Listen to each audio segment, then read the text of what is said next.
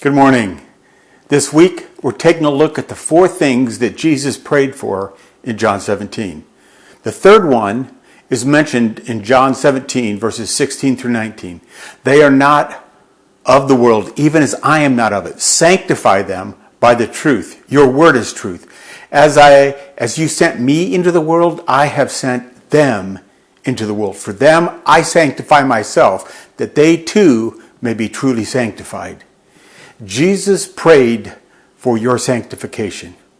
What does that mean? It's a big word. It means that you can be holy or single-minded. Think of it as being set apart for special use, like fine china. If you've got fine china, you don't use it for beans and wieners, do you?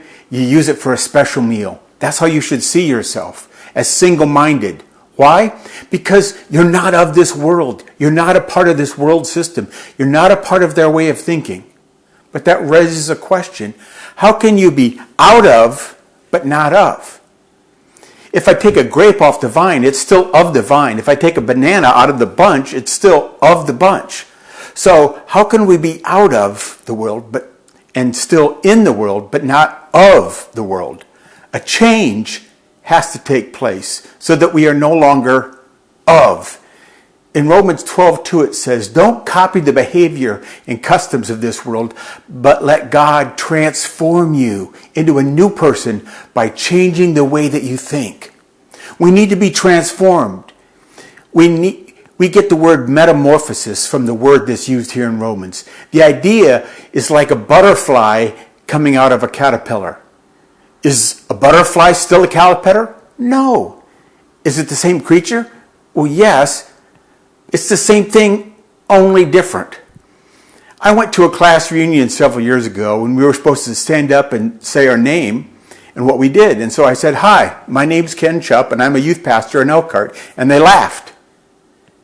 And then when they realized that was actually true and I wasn't joking, there was stunned silence. I was the same person they knew in high school, only different. God changes us by changing the way that we think. Focus your thoughts on God's truth. Meditate on God's word. Imagine a world under God's control, and you will be changed. Who you will be in 5 years is determined by who your friends are, what you read, and what you think about. So, what's happening in your life? Are you becoming more like the world around you? Or is the world around you becoming more like you? Jesus prayed that you would be single-minded so that you could change the world.